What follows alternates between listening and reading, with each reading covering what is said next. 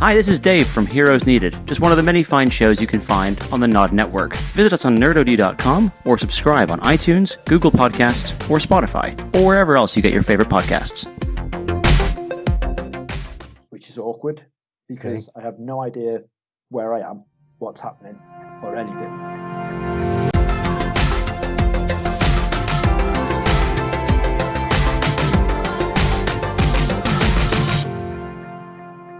Hello and welcome to this week's episode of The Steve Show. Woo, episode 5 of The Steve Show. How's it going, Steve?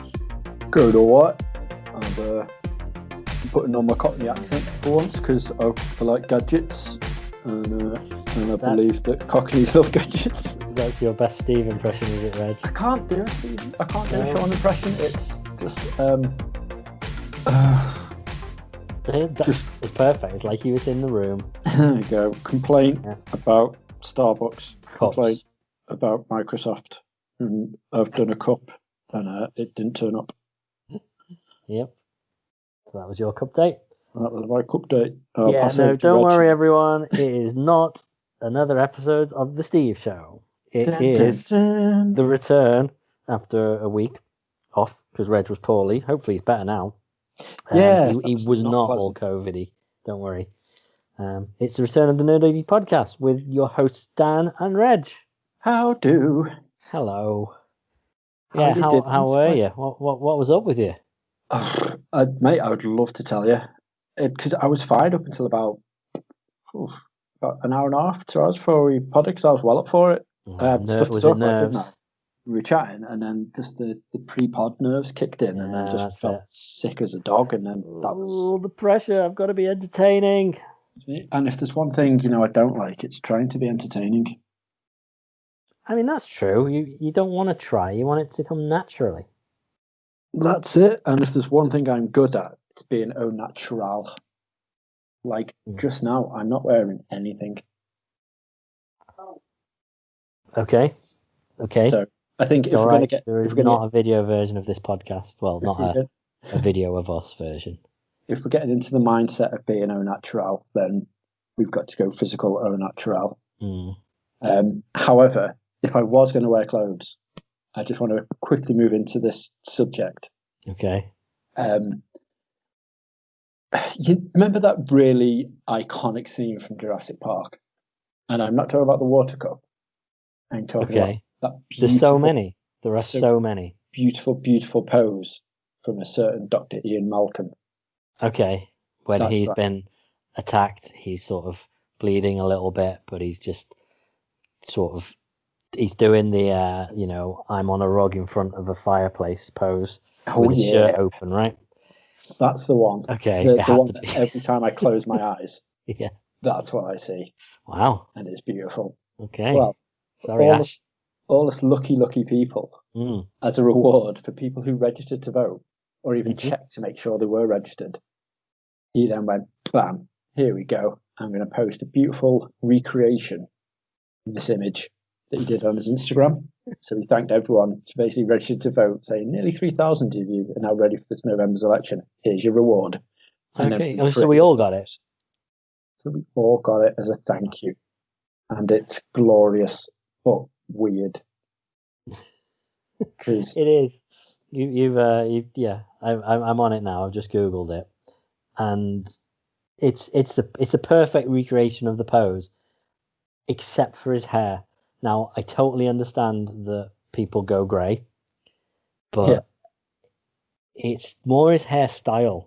So you just Google it. Google. All I Googled there was Jeff Goldblum, and it was the first news story that popped up. He genuinely looks as though he's going for an 80s action movie villain haircut, like Gary Oldman or something. Side shave and then a comb, a really big comb over. Yeah, I can grown the top out. I can just picture him just banging on a desk and just shouting at his cronies to be like, "What are you doing?" It's that kind of look he's got in his face now. It's weird, but it's just nice because every time that pops up, people are like, "Oh, what is that image of?" Oh yeah, so now the original's getting a load of hits now as well, just because it's so goddamn glorious. As it should. The weird thing is, and I'm watching that film, and and I was 10, 11, something like that. When was it? 91? So I was 93. 93, there you go. So I was 11. And I never thought two things of it. This was before meme was a word. Yeah. So it wasn't like you didn't see things like that and go, oh, that's hilarious. I need to send that to my friend. And then you drew a crude pencil drawing and stuck it in the mail and sent it to him. Sorry, I was going to say just quickly, just as you were talking about that, the meme stuff. The the line he says, I think it's in Jurassic World, or it could be it could be Jurassic Park. And when he says, go on, he's not in World. I know it's the second one he's in, isn't he, in the courtroom? I don't know if it's that line or if it was from the original Jurassic Park when he's like, I guess they were so preoccupied with whether or not he could, they didn't stop to think if he should. Yeah. Someone's put underneath that in the comment going, about this. I guess he was so preoccupied with whether or not he could that he didn't stop to think if he actually should, and then post his picture. Like, yeah, beautiful. I like it. I do like it. The next Jurassic, because obviously the next Jurassic World they were filming. I think it's shut down again, and it's been put back to 2022, as have a lot of things. But it's everyone's back. Yes, they are. Yeah, Sam Neill's back. Jeff Goldblum's back. What's her face? Ellie. I can't remember the actress name. The one who everyone hated in The Last Jedi. She's back. Laura Dern. That's it. Yeah. Finally happening. We're actually getting a proper. See, the problem is the second one had Jeff Goldblum, right? But then didn't have anyone else. And then the third one had Sam Neill in, but didn't have anyone else. It's just like it almost doesn't connect the movies. At least you think, well, these you've got the ongoing duo of Bryce Dallas Howard and what's his name, Star-Lord, Chris Pratt. But yeah, that's the problem. I mean, I didn't like the second Jurassic World very much. Oh, really? After the first one was so good, it was a bit poor. But I felt the same about Jurassic Park 2 and Jurassic Park 3. I feel like the Lost World was pants. 3 was good. It wasn't as good as the first. It was better. Yeah. Yeah. But the thing that I'm really intrigued about, because obviously like we've got them all back together now, which is an awesome plot idea. I love this. Yeah. But have you watched the Battle of Big Rock or the Battle of Little Rock? I think it is. The short. Yes, I did. The campsite. Yes. So now obviously we're not going to be back in Jurassic Park again.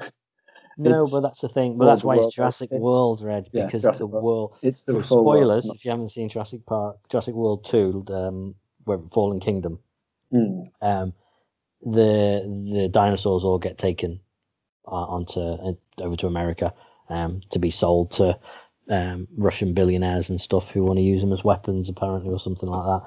But then they all get set loose.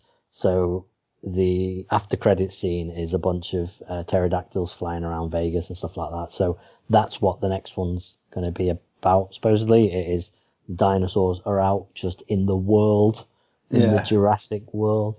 And the one thing I like about this is the fact that they've said that they're going for more actual dinosaurs now. Said like the hybrid creations and all the crazy ones. Even said they're going just go back to proper Jurassic Park dinosaurs. Yeah, because that's all you need. Yeah, I mean, fair. I think I don't know if I would differentiate like this must be a hybrid dinosaur at close range compared to this is a fucking big dinosaur. So either way, I would see the size of this thing and shit myself and run. Yeah. But it's just that it doesn't need that plot point. It just it sort of, especially the Fallen Kingdom, the hybrid dinosaur in that. I just don't know. It was a step too far. I think it made a little bit of sense in the first Jurassic World to try and differentiate it from the very first Jurassic Park, because it was a Force Awakens style reimagining of the first movie. It was pretty much the same plot, just redone with a new skin. But at least they mixed it up a little bit by adding this new dinosaur in. Yeah, I enjoyed it, but I think I watched it away from the hype and stuff. Maybe, yeah. And obviously, I was excited to watch it, but then obviously we had Oliver and stuff, and then it just fell by the wayside. So it was nice to watch an adult film. But you are a parent to a child, so every time you're in shops and you see amazing dinosaur things, like dinosaur clothes, you can vicariously live through your child by buying him all these dinosaur clothes. Oh yeah, the amount of times honestly, we'll walk past the kids' clothes department and there'll be this amazing dinosaur jumper or this hat or something, and Chel's always just like, why don't they ever make them in adult sizes? And it's not fair. Why do kids get all the cool dinosaur stuff? I know, and the best thing about it now is just going slightly into the topic we did a couple of weeks back, is Paw Patrol now has the Dino land as well, Dino Wilds it's called, that they go through. So you've got all the dinosaurs. They're going Transformers. They're like, right, people aren't watching anymore. We need to mix it up by adding dinosaurs. Well, apparently there's always been dinosaurs in Adventure Bay. It's just behind a waterfall. Behind a cave, you go through this cave. It's got dinosaur fossils all around it, which no one's ever noticed, and still hasn't, because only Ryder and his team of pups go through this waterfall and be like, "Oh my god, look, there's dinosaurs here!" And one pup who's already part of the Paw Patrol that can speak dinosaur by going rah rah rah rah rah rah rah, and that literally is the way every dinosaur talks, apparently, because they all understand him, which is just a bit weird. But the cool thing is, because they've introduced dinosaurs into Paw Patrol now, Oliver was slightly into him because we were not forcing him down the route of loving dinosaurs. But a lot of his clothing and toys and stuff were like, oh, look at this cool dinosaur. Oh, look at Rex from Toy Story. We all love dinosaurs, dinosaurs, dinosaurs. But now he's watching it on telly. He's like, I love dinosaurs. So when you go, what noise does dinosaur make? He'll go, rah.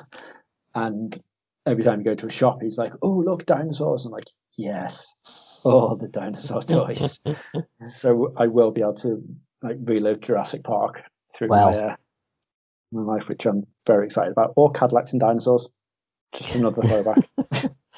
Well, if you want to get Oliver into just one of the classic children's cartoon series that we grew up on, Reg, that is getting rebooted, you want to get him in on this, and he's into dinosaurs, then it's the perfect time to watch the 2-minute intro that they've just released for the new Animaniacs cartoon.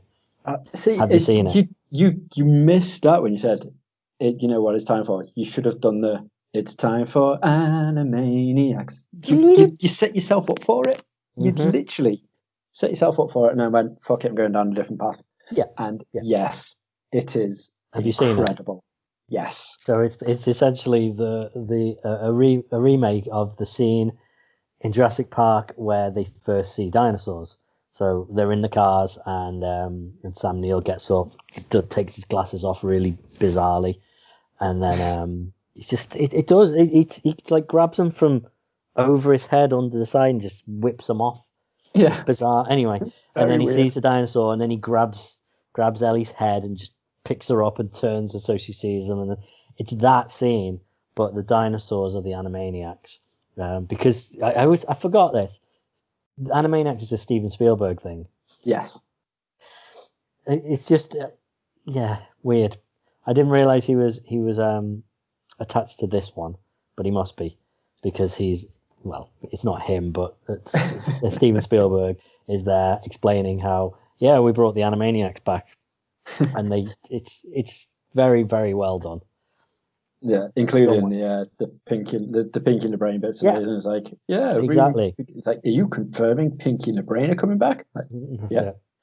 So I'm very excited about that, because I love Rob Paulsen, who voices the Animaniacs, and he also voiced Raph in the original '87 incarnation of the Turtles cartoon. Okay. He does a load of awesome YouTube vids and stuff, and one of them was shown the original Animaniacs to some kids, and we're like, would you watch this now if it was on TV in front of you? And it was just like one of the classic episodes with the nurse. So when Wacko and Yakko? Yeah. Yeah, And Dot. Wacko and Yakko and Dot. Wacko and Yakko are like side by side, trying to be like, "Ooh, hello, nurse," and they're like trying to show like get her affection and stuff. And the kids are laughing their heads off and going like, "This is brilliant. Yes, we would watch this." And then it cuts to Rob Paulson, who starts doing all the voices for him, like in front of the kids and stuff, and they're like laughing their heads off at him. And they're like, "Yeah, we're looking at rebooting it." And they're like, "Oh, please don't make it the way that they make all the cartoons now. It looks almost sort of set up, but it's blatantly not." And it's just, it looks brilliant. And he's like, "Oh no, it's going to look like this." And then one of the kids just goes, "Can you at least make it look like it's made now?" He's like, "Well, it will look like it's made now. It's just we're keeping this animation style."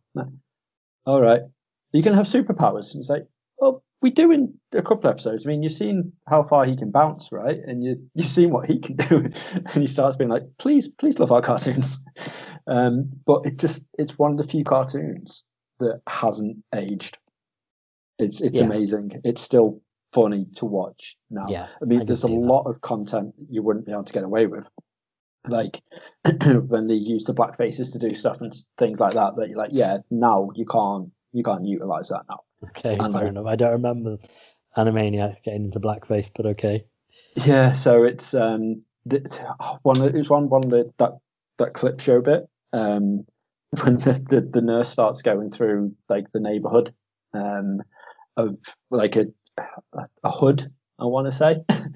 And then it's Wacko goes, "It's cool, I've got this," and just puts the flat part of his cap, to the peak of his cap to the back, and just starts waving. He's like, "I've got the face to fit in here." And I'm like, right, amazing. It's just like you wouldn't be able to do that now. That's definitely not something you could put in a kid's cartoon now without having so much controversy. And it was remarkably sexist back in the day, but it's awesome. And I hope that they will continue like that. I hope they don't pander to the likes of the way Thundercats did, because Thundercats Raw now. I don't know if we talked about this. Yeah, that's the sort of the weird. I was going to say the weird cartoony one, but I don't think there's a better way of describing it. It looks as though it's made by the Steven Universe people, Adventure Time and that sort of stuff. It's like that animation style, which a lot of the cartoons are doing now. It's done like that. Now, I think it's good. So I'm not going to lie. It's one of the few cartoons that when Oliver's like, "Go on then, we will watch something different," and we stick it on, like I will laugh at loads of it, but it's nothing at all like the original Thundercats. Like Lino is just a massive joke. Like no one thinks he can be a leader. He uses the Sword of Omens as a tin opener because it doesn't really do much. It's just like, it's a very bizarre thing. The best thing about that is to do a Teen Titans Go versus Thundercats crossover. Well, that's the sort of the vibe I get from what I've seen of it. Yes, it's very similar to that. Spoiler alert, because the ending is immense and I need to talk about it. Is so they go and like, "Who the hell are you?" And he's like, "I'm Lino, the leader of the Thundercats." And Robin just looks at him. He's like, "You're not Lino." And then it cuts to a cave with the failed, more serious anime, like manga style Thundercats. Remember from a few years back? He's in the cave and he's like, "No one ever remembers me." Like, no, not that one. Like, that's definitely not Lino. No one likes that. It's just Lino seemed to be a bit more, and then the heavens just open and like a beam of light just comes down, and when it pans up, it's just like the original 80s Lino, just with the Sword of Omens, just guiding the light. And he's like, "Give me sight beyond sight." Points it down and then does the Thundercats go, and Teen Titans just jump up ready to fight him. I'm like, it's amazing just to see Lino the way that Lino used to be. But the new cartoon's good, but yeah, it panders to kids like it should do because it's a kids cartoon. So I don't know why I'm like, "Oh, panders third," but they like, obviously people now with like the series that we watch, you know, if it has a certain amount of viewers, then they'll keep it. If not, they'll pan it and try something else. Yeah. And obviously there's so many style of our cartoons that they must have shown kids, and kids like, "Nah, not interested. No, not interested." They'd be like, "Right, we need to redo it and do it a way that kids will like it now." Yeah. And this is what it is. So like the amount of like fanboys and purists that are like, "This is not my Teen Titans," or "This is not my Thundercats" and stuff. Who cares? It's not. this is your kids' Thundercats. This is your kids' Teen Titans. Like, well, it's this not. is And you look at He-Man. So they're obviously not even rebooting. They're continuing from where it left off on Netflix. But it's not necessarily that it's an adult version. But from what I've heard, it's going to be very similar to the old one. But then it's less like a kid's cartoon than it was, I guess. I don't know, compared to what you have now, what a kid's cartoon's deemed as nowadays. I think that says it all. I think back then they were used to sort of a bit more mature looking stuff, nothing too zany. And I think it's weird because we had, like, what people always seem to forget when we go into this. It's even the same with the Turtles. So everyone always goes on about the original, like the '87 Turtles cartoon. Yeah. Like, If they made a new Turtles that wasn't, really, really cartoony and kiddie, it could only go the complete opposite direction and be really, really dark. There's no middle ground there now, I don't think. But it's weird because you go back and watch that now, and then like either pre-intro or like during the credit breaks you used to have like turtle tips, and what they used to be was to be like, oh, why don't you see an old lady crossing the street or like scared carrying the bags and stuff, and then you see the turtles go and help the old lady across the street and be like, remember, it's always good to be kind to strangers, and like all these sort of things. And kids' cartoon now don't have the values added to it, but everyone seems to forget how cheesy and crap, in effect. You go back and watch like the '87 like version of the Turtles or our Thundercats. Like, I remember just when I was around at Dave's 2-3 years back. God, that's not 2-3 years back. Oh, that's a massive lie. But 10 years ago. Just 1 or 2 years difference. I forgot it's when I was still living at home, so it must have been about 10 years ago. We found a VHS tape of Thundercats, and we're like, oh, we'll watch that. And we stuck it in, and the whole thing was trying to find these two unicorns and their mum. So the entire thing was it was shocking. There was no like action in it, which we always affiliate with Thundercats. There was so much action going on, so many character interactions and the bad guys and stuff. We watched 4 episodes of this VHS tape, and not one of them had Mum-Ra in it. He was not in it at all. Hardly any of the bad guys were in it. It was just the Thundercats being like Boy Scouts, in effect, just going off, and like one of them was helping this community build their houses and stuff. It was going off and doing all these good guy stuff, and everyone seems to forget that just because they had their idea in their head about how amazing their cartoon was, or their childhood memory of it was, that they seem to forget how shocking they were. Like the first couple of seasons of the original Turtles weren't great. The last 6 seasons of it or whatever were brilliant, but the first couple were a bit poor in that aspect of things. Like nothing like the comics, which was dark from the get-go. So it's weird seeing how everyone's going, oh my god, it's so kiddie, oh look what they're doing now. Absolutely. In comparison to the comic. Yeah, it's like there's a lot more stuff going on in our kids' cartoons than what we ever had in our ones. It's like the new versions of Fireman Sam and stuff that we were talking about, like the amount of they've got loads of new gadgets and stuff, but the amount of stuff that they do in these new ones compared to what Fireman Sam did when we used to watch him. Like he would fight a fire and potentially take a cat down off a tree. But with this one, like people are drowning and he's going out and saving them and all this sort of stuff. It's like they've got a lot of stuff going on in there. It's CGI now, is it? Yeah, but it's like that kind of poor CGI that looks like it was made about 20 years ago. Yeah, it's very, very cheap. But then I suppose that's the thing. Back when it was stop frame animation, they probably couldn't really do quite as much. They couldn't be like, hey, let's animate this raging river of death. Yeah, that is true, I suppose. I don't know. Maybe not. But moving on to more adult stuff. Okay. While we're just on the topic of TV stuff. So The Haunting of Bly Manor came out on Sunday. Okay. So this is the new one of the Haunting of anthology series. It's this is British, right? So or at least this series is. It's set in Britain. Okay. Yes, but it's still what's his name from Comic Book Man? Completely forgot his name. Mike. What's Mike's surname? I can't remember. Let me do it. Yeah, so it's full on American that comes through in terms of it. Mike Flanagan. No, Walt Flanagan. All right, I see. Sorry, I thought you were talking about Mike from Mike is a Comic Book Man. But anyway, carry on. Yeah, so it's based on the Turn of the Screw. So it's like classed as one of the greatest ever horror novels.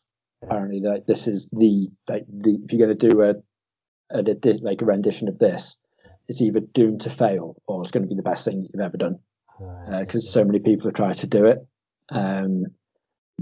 But yeah, my God, it is insane. So the first that's interesting because we watched the when you open up Netflix and it shows you something they're promoted at the top and then it just starts playing the trailer. We watched the trailer and it looked terrible. It's not. Okay. Fair enough. It is so good. I don't think they can get away with showing stuff on the trailer without giving away the actual thing. Yeah. So to not give anything away as a spoiler free, because we've got 2 more episodes to watch, I think it is. So it only came out on Sunday, so we're trying our best to smash through it as much as we can. So there's this manor, the Bly Manor, which is owned by some family there's 2 kids that are there at the minute because their parents have died and they're looking for a new au pair. They've got the living governess, a cook there, and the uncle who is supposedly their what do you call it? The person who has total care of them, custody of them. He's their dude, but he's such a high class businessman that he doesn't ever have time to go there and look after him and stuff. So he gets this new nanny in, and this new nanny au pair is a living au pair to look after the kids, and she's these kids are a bit unruly, and the kids, the little girl in it is amazing. Her voice is just creepy, the way she talks and stuff. And I've just realised now, apparently she's the girl who voices Peppa Pig, so Dave will be happy. But yeah, she talks to all the ghosts, and she's got a little dollhouse set up where she puts all these little figures and dolls and stuff. And the nanny just thinks it's being dead cute, but the more you watch the show, you realise that where she's putting all these figures and stuff, when the nanny's walking around the house and stuff, you'll see all those figures as actually in the house and stuff. So when you see one underneath the cupboard and stuff, it's really creepy. But the atmosphere is fantastic. The story is getting really really good. The last one we watched last night, it was half 11, quarter to 12, and just watch one more because we're up early in the morning. And I was I can't. Can we just watch the first 15 minutes? Because they always leave every episode on a cliffhanger, such a huge cliffhanger. Right, I just need to know what happens now. So it's we'll watch the bit we need to see, and then we'll save the rest for tomorrow. And then the next thing we knew, the credits rolled, and we're well, that didn't work out, did it? So we ended up just watching that entire one, and I was we need to go to bed, but I need to know what happens next because this is it's getting addictive now. And yeah, it's not as good as the first. If you haven't seen the first one, no, 1,000,000%. Just watch the first Haunting of Hill House. It's incredible, and it's like the American Horror Story where they use the same actors. So even though they do different characters, a lot of them are the same from the first season of Hill House. But yeah, please watch it. Haunting of Hill House is amazing, and this is not as good, but still really good so far. So I'm genuinely excited about these last 2 episodes just to see how it's all going to finalize and climax, so to speak. Interesting. As long as it's better than another horror kind of show that I've just started watching, which is really, really boring, Reg. And I want to see if you can guess what it is. A new horror show that's really brand new show, just come out. It's on Amazon Prime.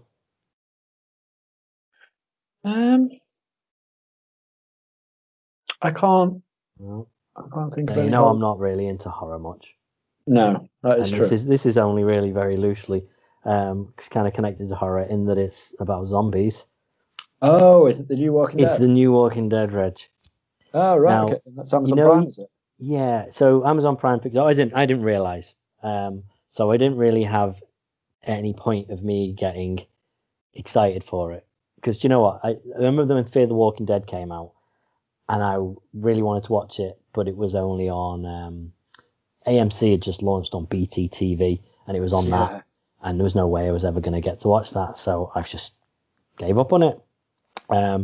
Although now I have Amazon Prime, so I might carry on watching it. I watched season 1 eventually. It was on Channel 5 at some point, and it was pretty good.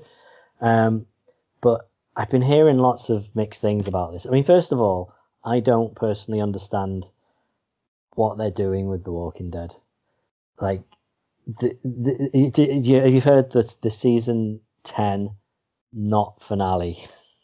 Yeah. The season 10 episode that was supposed to be the finale that got delayed, but now there's going to be another 6 episodes, was just on last week. So there's one standalone episode just in the middle of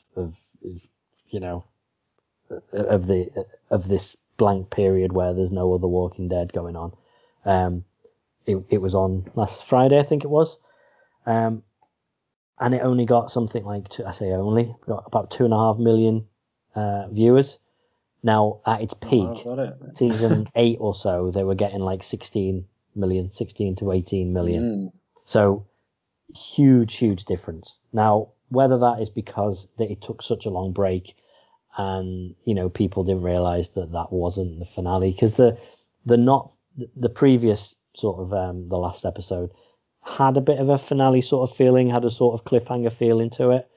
But then this didn't really even sort of, give a big build up.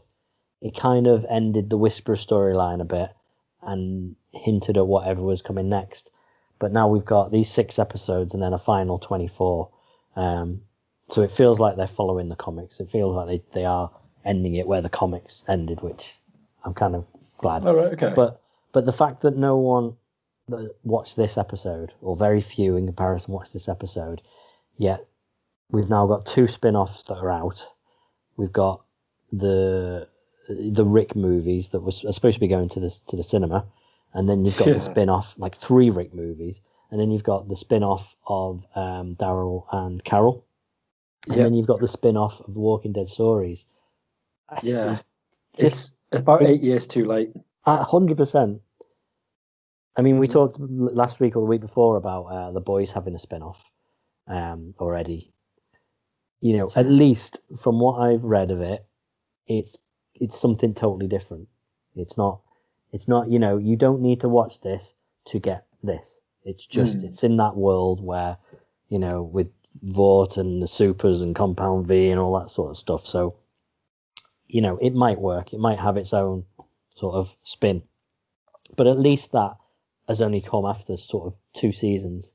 If it's that popular and they think they've got other stories they can tell, at least they're doing it. But yeah, you to have one spin-off, whenever that came out 6 years ago for Fear the Walking Dead, and then finally have another one.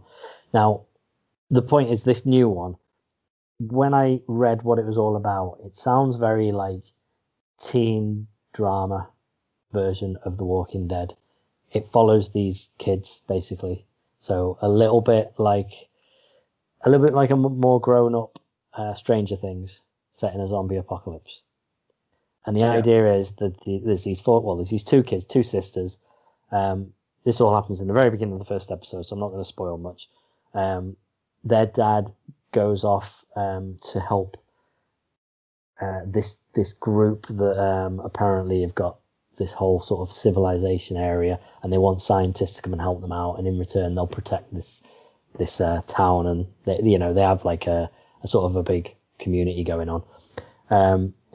But then they haven't heard from him for ages, and then they get this message through that says that he's in trouble. So they decide that they're going to go off and get him. So these 2 sort of 15, 16-year-old girls, and then these 2 guys join them, and it's about this quartet of teenagers traveling to New York to try and find the 2 kids' dad. but it's really slow paced. Like the second episode had them walking towards this big, huge, like tire fire that had been burning for like 10 years. You know, like in The Simpsons, where there's that. Yeah. Apparently, that's a real thing. If a tire yard caught fire, it would burn for ages. So it's like that. But so it's them trying to get through this sort of really smoky area with loads of zombies, but they don't even get through it in this episode. Halfway through, they're like, "Oh, we need to have a rest now," and then the episode ends. So the next episode is them still going through this tire fire. But part of it is like, I don't know whether it's just toned down. I don't know whether it's because it's set like 10 years or something into the apocalypse, into the zombie apocalypse. So it's everything's a little bit more under control. But the big twist that I think that the producers are trying to go for is these kids haven't got a clue how to take care of themselves. Like, not a single zombie's been killed yet. They've been attacked a couple of times, but they managed to get away. And they've two of them have tried killing them, and they chickened out. And one of them's got they haven't even got any guns, they haven't got knives, they haven't got anything. One of them's got a stick, which they've tied a sharp rock to the end of it so they can stab zombies.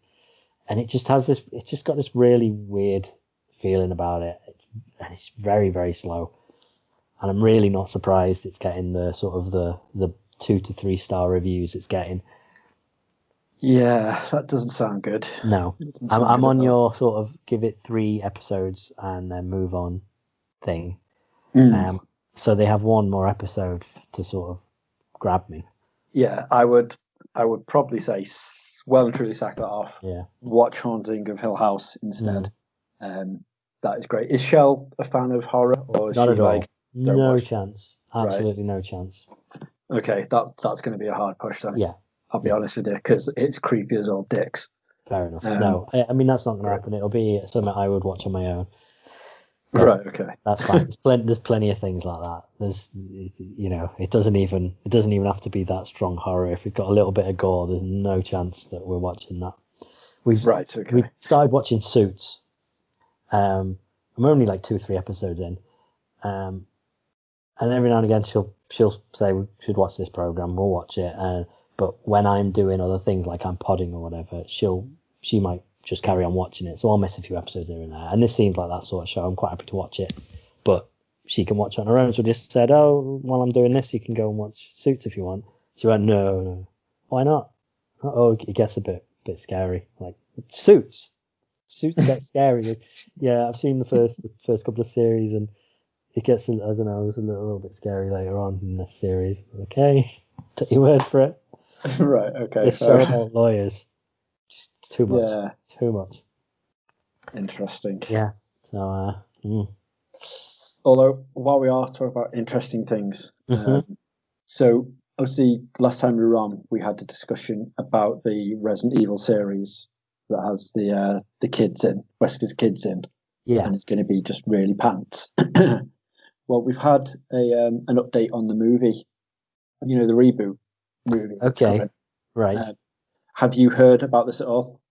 I haven't heard any new stuff. I'd heard that they were talking about doing reboots. Right. But... Okay. So yeah, Constantine Film are the guys that are doing the new movie. Okay. Which is coming through, and thankfully, we've had some good news, because the guy who was like the writer and director of this new movie. I'm going to say his name wrong. I'm going to say a lot of these names wrong, by the way, just throwing it out there. Johannes Roberts. Okay. Sounds accurate. Yeah. He basically said that he, as much as he loves all the new stuff that's happening with Resident Evil, he misses that fateful night in 1998 that happened at Raccoon City. So the intro, obviously, to Resident Evil 1 is he mentioned the date in 1998. Right. Way up, what's going on? And he's like, I really enjoyed Resident Evil 1 and 2. I don't think you can beat those games. They're phenomenal. So I'm going to make those into a film. So we're getting Resident Evil 1 and 2, well, mainly Resident Evil 1 with bits of 2 coming into it. Okay. That's going to be the film. So the reboot, they've already cast the characters already. They've signed on and everything. So they've got like I said, these names are going to be completely horrific. But for Claire Redfield, we're going to have Kaya Scodelario, who was in Maze Runner. Okay, sounds less accurate, but go on. So we've got the one that Robbie Amell is going to play Chris Redfield. Right, so if you know Stephen Amell from Arrow, it's his brother. Yeah, so was he in The Flash, I think? Yes. Yeah, and he's also in Online, that Amazon show about your consciousness being uploaded to a virtual reality system if you die, which is quite good, worth watching. Okay, fair enough. Yeah, funny. Anyway, and he doesn't really strike me as a Chris Redfield, if I'm honest. But no, okay. He looks a bit too short for Chris Redfield. But wasn't it the guy out of Prison Break in the Resident Evil movies originally? I don't remember Chris Redfield being in a Resident Evil movie. Was it Resident Evil movies that came out? Okay. Because I'm just saying we're going in the right direction. I don't remember any Resident Evil films coming out. Right. Yeah. They were so bad, Dan. They were so bad. Even when they tried to do fan service, they messed up the fan service so wrong. I'm sure I've had a rant about this on the G.E.E.K podcast. They're just so poor. So just go back and through, because I don't want to get into it right now. So the one that strikes me straight away is like no, is Albert Wesker. They're having as Tom Hopper. So okay, so the guy out of Stranger Things. One from Umbrella. Oh no, him. Yes, that's right. Yeah. Cool. He's Albert Wesker. Just he's not Albert Wesker. He doesn't look slimy or like. Right. Yeah, he doesn't look like Albert Wesker to me at all. And then we're going to go completely weird. Ivan Yogia, who's in Zombieland Double Tap. Right. Okay. Probably going to get this wrong, but I think he is Indian or Asian. He certainly looks it, or Mexican. One of those three. Okay. All right. In other words, he looks nothing at all like the character he's playing, which is Leon Kennedy. So, yeah, if you just type in Avon Yogia, apparently he's a Canadian-British actor. But he looks absolutely nothing at all like he could deal with the Chris Redfield, with Leon Kennedy, sorry. He was in straight to video. He's in nothing that is good. He was in iCarly, if you know iCarly. Oh yeah, no, I used to watch that all the time. He plays Berkeley in Zombieland Double Tap. And apart from that, there's nothing I can see that's like, that's great. No, he's not. Don't judge him by his past works. He might be perfect in Resident Evil. Oh no, I just mean like when you look at him, you don't scream like that's 100% Leon Kennedy. And then they've got Neil McDonough to play William Birkin, the scientist dude, who I don't want to give it away because I think they're going to go into it. But if you know Resident Evil, you know what happens to William Birkin. And I think he's a good cast. I like him. But I've got massive hopes for it because the guys love the original Resident Evil. So like 1 and 2, they absolutely love them. So I'm like, you know what? I'm definitely down for this. Okay. So Sony Pictures Screen Gems are going to distribute it, which is coming through, and then Constantine obviously producing it. And they are massive fans. So it's much better than having Paul W.S. Anderson go, you know what, let's have another one with Miljokovic, because you know what works? Them. Because they don't, Dan. They really, really don't. But yeah, so that's something to look forward to after the shit news that was, let's have a series all focusing around Wesker's kids. And that was a thing, wasn't it? What could be slightly all right CGI series as well that they've got coming out. So the weird thing is, I almost feel like if you're doing a movie of it, people's perception of Resident Evil is now the movies. I know, obviously it's still got a massive following in the gaming world, but your average person, I feel, is going to be confused by a Resident Evil film that is nothing like the movies. I'm not saying that's a bad, I only watched, I think, 1.5 of those films, and they were absolutely terrible. But yes, they are. It just, I know that they were fairly popular, but I don't think the people who liked them were watching them because they loved the Resident Evil games.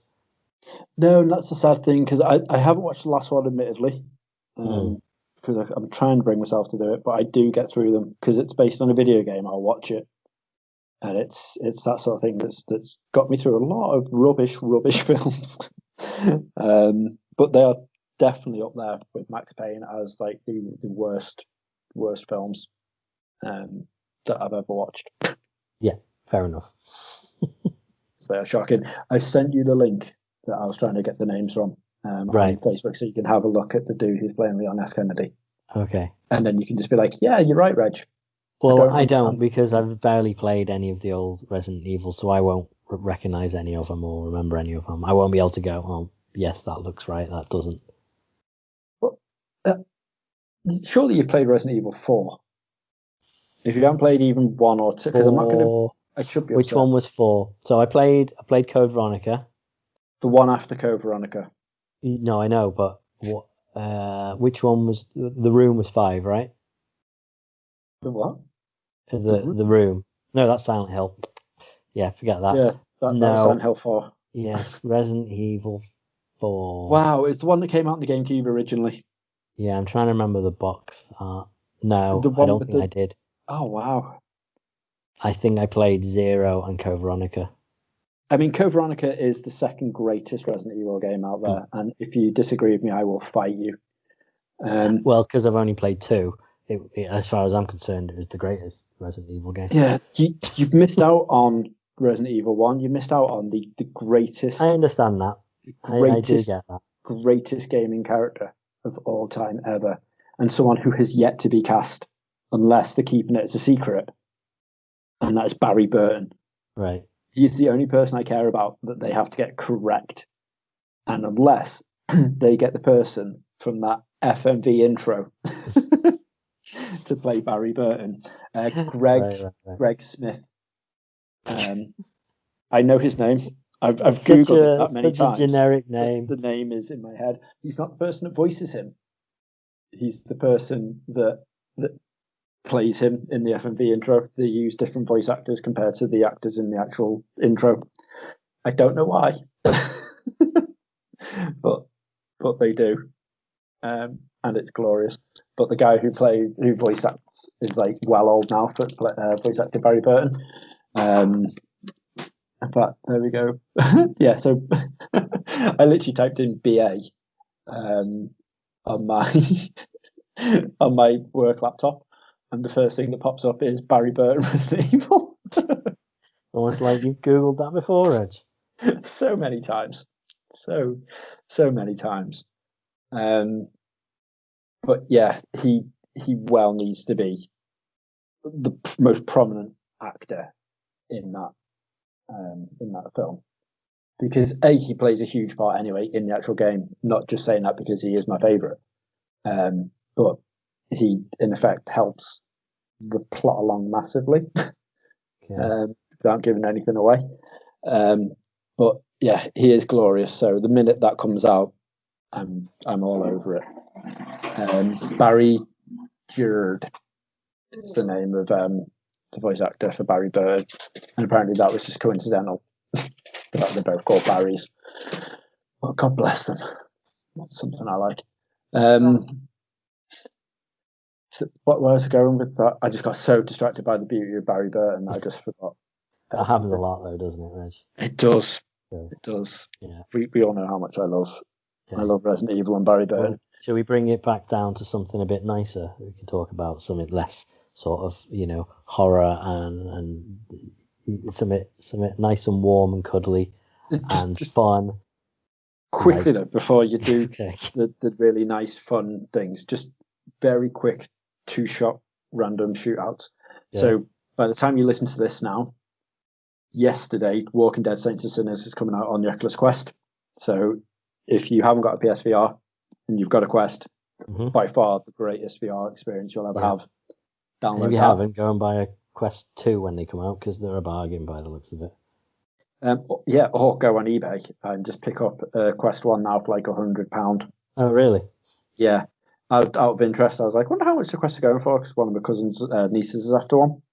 So I was like, went on eBay, and yeah, you can pick up 128 gig one for 120 quid on eBay now. Jeez. And there's loads of them. So I was like, oh, right, okay, well, they didn't hold their value long at all. But yeah, you need to get onto that. And the second thing about the Quest is the Blair Witch game, which has come out on the Xbox. It's on the Game Pass for everyone to play, and it came out on the PS4. That's now coming to Quest on Halloween.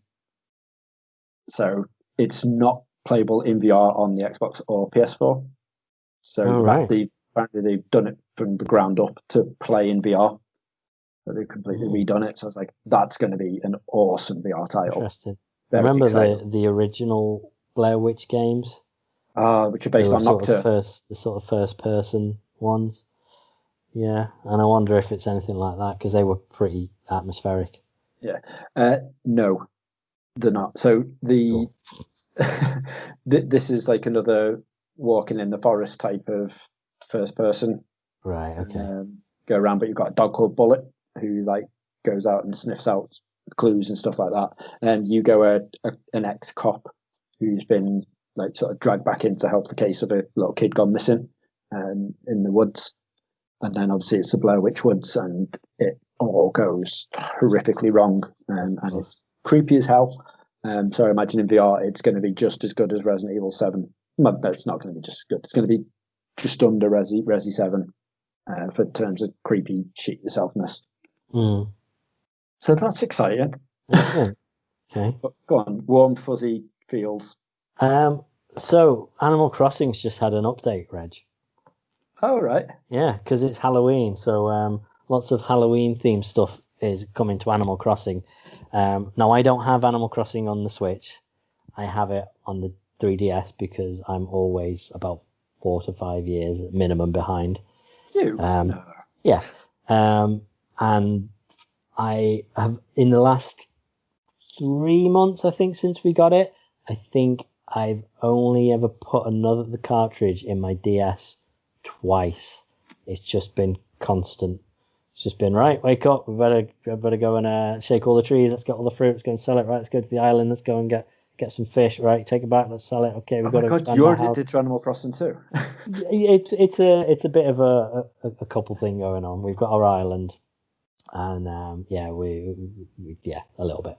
But my point is, because it's Halloween and there's all these Halloweeny things, it has enabled some people to on the Switch version is very customizable, and someone's turned their village into Silent Hill. What? So I've just sent a link to the Skype chat if you want to. Oh my God, you have a quick look. There's not much there. It doesn't show you that much, but it does look quite interesting. Can you get on the Switch and download the new Halloween update for Animal Crossing, please? Someone's created their island as Silent Hill. Yeah, and so obviously you'll need to get their like Animal Crossing, but yeah, you need to get their code and go visit. If it has got the siren, I will absolutely prove it. It's got the fog and it's got the sign, and there's not an awful lot in this article that shows it, but apparently there's lots of things. There's some stuff from Silent Hill Downpour that they've managed to get in the game. You had me. It's just because they've used what is in the game. So there is a bird cage in the game, so they've used the bird cage because apparently that has something to do with Silent Hill Downpour. Yeah. And things like that. That looks awesome, though. I'm very, very happy. Are you guys still playing it? She is not as much as what she was, Mm. but it's only because like now she's part of like the management team, Right. work and stuff. So she's like proper getting battered with huge hours. So when times we get Oliver to bed and sit down after tea and stuff, it's like getting quite late. So she's like, I can't do it yet. She says I'm knackered. I'm like, yeah, fair enough. So hasn't been on for a little bit. Oh, and she's been doing Oliver's playroom as well, so she hasn't had a chance. So yes, they're doing a playroom as well. But she is. I think once the playroom's done, I won't see her. When you've got actual real life renovations that you can do. See, that's the problem. We want to buy a house, but we can't, so we're just decorating the house in Animal Crossing, buying nice things for that. Yeah. Gotta keep adding rooms. I'm like, right, that's the basement. That's the music room. So we've got like a grand piano and a guitar and all sorts of stuff down there. Got lights on the walls. It's great. Upstairs is where all our gaming stuff is. So I've got a Virtual Boy. I've got a Wii U. I've got a 3DS. I've got a Yoshi egg. I've got the goal flag from the end of Super Mario. I've got a grabber machine, a pinball table. And then the left room is the kitchen cum dining room. The right is the bathroom where I got a toilet, and then I found a gold nugget and I took it to the guy in the resale shop and he turned my toilet into a gold toilet. So now we've got a golden toilet, Reg. It's nice. Yeah, it's fun. That sounds lovely. Yeah. Because I've been watching this. So the dudes that I follow on another podcast, that Critical Role that I talk about. How dare you? But go on. They do an animal chat called Critical Crossing, I think it is, where they do like a chat show based in Animal Crossing. So they get like loads of celebs and stuff. So they have like Alanis Morissette come around and they sit around the campfire and she plays songs and then they chat after she plays the song, where her character then plays guitar in the game and stuff. Okay. But yeah, Matt Mercer was just like, yeah, so no one can come to my island. Not yet. It's not ready yet. And then eventually he was like, right, my island is now ready. So he's coming across and he's made a D&D like proper town, like island, and it looks amazing. You go into like into his library where it's got like all the fancy rule books and stuff, and you press one of the books in the bookcase and it opens up a satanic ritual thing on the floor, like the pentagram and stuff. And you're standing there and it takes you straight to hell and there's dragons and stuff. It just looks awesome. And I'm like, people have far too much time on their hands. Well, I know that the Switch version is way more customizable and much more of a time sink than the 3DS version. So I'm almost afraid to buy a Switch. You need a Switch though. Switches are awesome. Yeah, at some point I know I do. To be fair, I've just been playing the SNES Online on the Switch more than the Switch games. To be fair, despite me saying that, but I had to go because we did like a shed ton of washing the other day, and I was like, we haven't got a tumble dryer. There's not enough room on the iron rack. All our radiators now have radiator covers covering them, obviously because of Oliver and stuff. So I'm like, how are we going to dry the clothes? And I was like, I'll have to get the tumble dryer at Morrison's. So I was like, oh, take the Switch and play on the Switch. They have a tumble dryer in Morrison's. Yeah, outside they've got washer dryers in our Morrison's. It's so handy. So I was like, yeah, I'll go and do that then. Take the Switch and I'll carry on my game file of Divinity 2, which I was absolutely like adoring. So I was like, I'm going to go play that. So I was like, where was I up to? I was like, I genuinely can't remember where I'm up to. And I was like, oh, this is exciting then. And then I opened it up and it auto-saved right at the start of a fight, which is awkward because I have no idea where I am, what's happening, or anything. It's been like 2 months or something since I last played this. So I was like, right, okay. So what happened? And my guys basically just get a spell put on them before I can even move or do anything, which charms them. And then they just kill each other. So the game starts, it says fight, they get charmed, I die.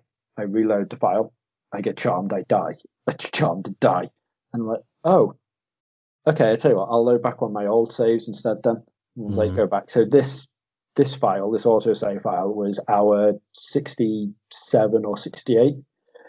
And my the save file below that was our 12. Oh. So I'm not doing that. No. So I was like, I'm going to play Mario Kart instead. So I basically loaded up the SNES and started playing Mario Kart. So until I can embrace the fact that I need to start all over again, fresh in Divinity 2, which I'm like, do I do this? Or now my laptop can play games, do I get Baldur's Gate 3 because it will run smooth? Oh yeah, so that's just come out, right?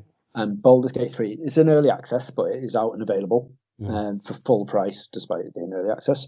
So $39.99. It is on Steam for the first 2 chapters, and then that's it. You don't get any more from it. But it's made by the team that did Divinity 2. So interesting. I'm like, it is literally just Baldur's Gate Divinity skinned. So I'm like, do I just get that instead instead of having to start all over again? Because this is like the new version of the game that I really enjoyed and loved, and it looks beautiful. The character creation is just like insanely good. To the stage where people put up their creations on Twitter, and Larian Studios, the guys that make it, were just like, come on guys, we literally give you the tools to make the most hideous looking demons and skeletons, and you create the default vault dweller for Fallout. And I was like, can you at least give us some creativity in this, just to like spark people up to be like, this is the designs I can make. And then some of the comments underneath it were just like, yeah, check out my dude. And they just look, I've not seen a character creation screen looking that beautiful. The characters look just amazing, even with like all the scars and the cuts and like the horns and the fire and everything. It just looks glorious. So I was like, I'm going to get that. I think that's going to be my payday one, is that. And then I was like, oh shit, no, because on payday as well, Solasta comes out, which I know this means nothing to you, but I think it's Hand of the Crown. Comes out, and that's another D&D type game.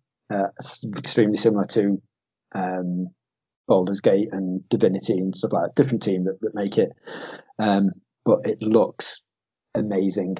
And that was one of the first games that when I got this laptop, I was like, I can't wait for this to come out. I'm dying to play this.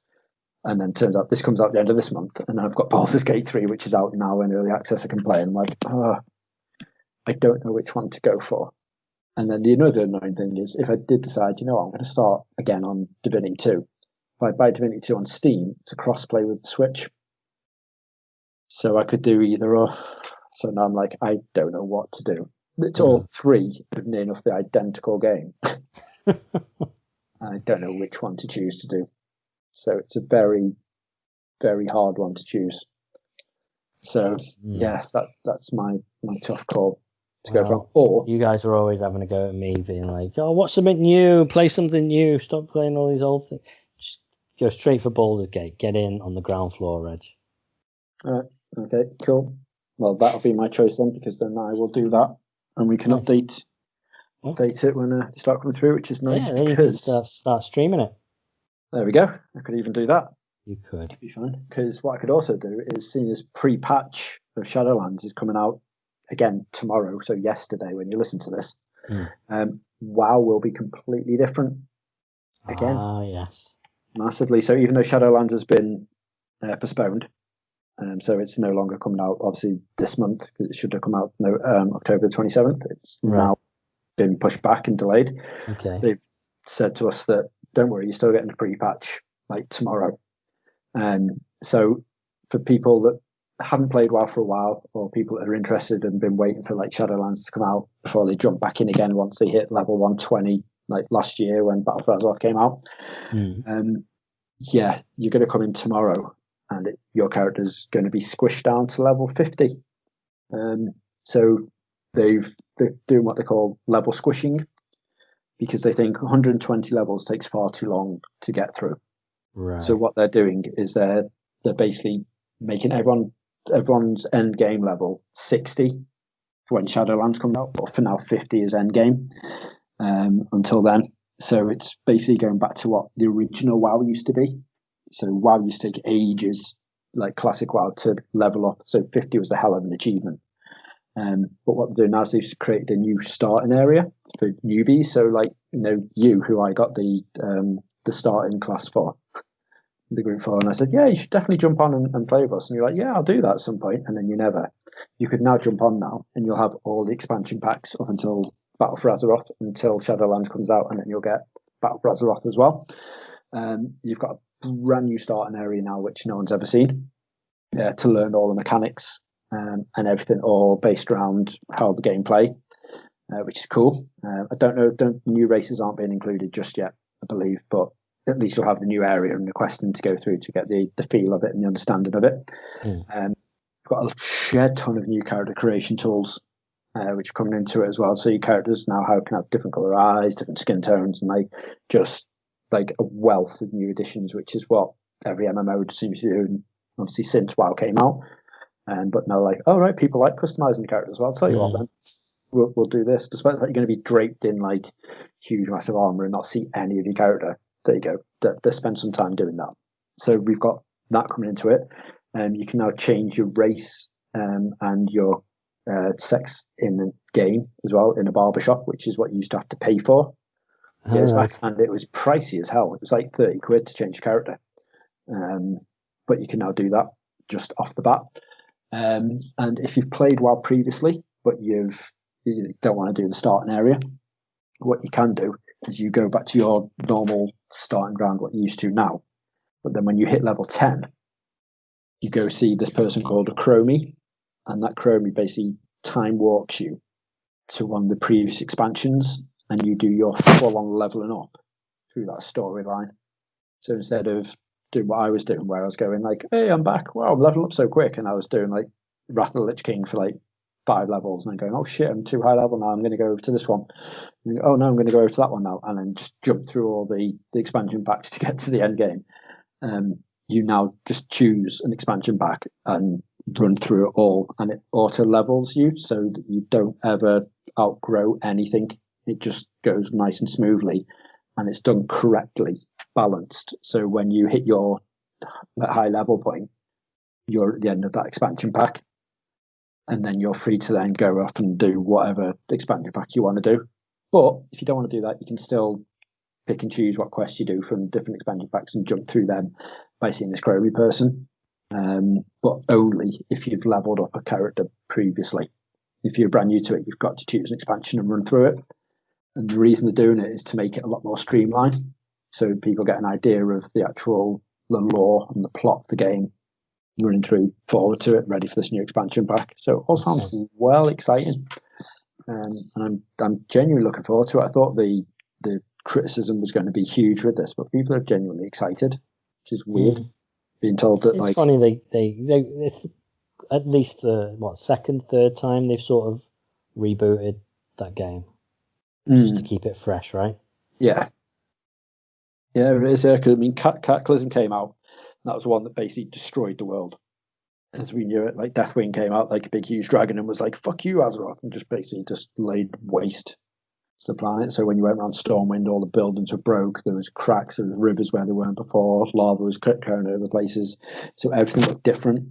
Some of your question areas you used to go to all the time were now underwater, or just been destroyed completely, so they weren't there and stuff. It was amazing the way they'd done it. But yes, since all this crazy shit's been going down, loads of stuff has happened. So in the later sort of expansions, obviously times grew loads past that. So the towns are now back all the way they were, or stuff's happened and things have gone down. So things have been altered. Now we're going to have a complete overhaul of everything, which is insane. When you think about it's been around for a hell of a long time, but it's nice, like you said, how they're trying to keep it fresh by going, yeah, here we go. Let's just not rest on our laurels and just keeping the cash in, because the cash is still flowing in. There's still people, brand new people, trying to get into some of the servers. You can't. It's still full. Literally, it's crazy how busy it is. But it's always been that way with WoW, and it's insane how they managed to hold the people down for it. And the new Halloween event and stuff sounds really cool. Which is coming through, so it's an exciting time to be a WoW player, which is nice. Sounds like you're trying to sell it again. Well, you don't have anything to do, Dan. jump on and play with us. You said you were looking for something to watch. Why watch something when you can play something with me? Maybe, yeah. And up to level 20, it's free. So play with me, try it out, see what you think. Okay, I will have a think about it. I know that means no, but it shouldn't be a no because it is really fun. I know. Right, this episode's almost back to front because we usually talk for a little bit about life and stuff in general, and then get talking about stuff. But we kicked straight into it talking about relevant stuff, and towards the end you started talking about going and doing your washing at Morrison's. Yeah, that is very true. Yeah, that's a bit of a backwards one, but it was a fun one though, Dan, and that's the most important thing. Exactly. It was also a slightly long one. It's true, it was. Well, 1 hour and 10. That's a good standard. Yeah, because we missed a week and I missed you, so I thought... There you go, exactly. I'll treat us all. Mm-hmm. Right, and with that, we will be calling it a night for 1 more week. Just 1 more week. Yes. Don't forget to check out Nerdo D&D. It's been getting rather exciting lately. I was about to say, if you don't get enough of our voices, then please feel free to tune in to Nerdo D&D because it's getting amazing. Every other Friday. Mm-hmm. Go for it. That's good. Hello, I was low-key annoyed before. Okay. But also quite happy because obviously we've got Disney Plus. So I was working away. Ash and Oliver were off today. And then I was like, right, I'm going to make a brew. So I made a brew, took in a brew to Ash, and I was like, what's this you're watching? And so I watched it and I was like, is this Onward? And she was like, yeah. Oliver was laughing his head off at it. And I'm like, oh no. It's a gelatinous cube thing all over again. But I'm going to have no idea what's going on with it. And so I was like, I'm going to have to put both earplugs in. I can't listen to it because I really want to watch it. And then thankfully Oliver, after about 20 minutes, was like, this is really funny, but I've got toys over here I need to play with. So I'm going to go play with that. So I was like, should I put something else on? And I was like, yes, do that. And she's like, so she put on something else. And I was like, yes. So now I get to watch Onward, which I'm very excited about. Have you never seen it? No, not yet. Oh, you are absolutely going to love it. I know. I think you're going to be really surprised by how many, how much Dungeons and Dragons is in it. It is literally like a love letter to D&D. Nice. I like that.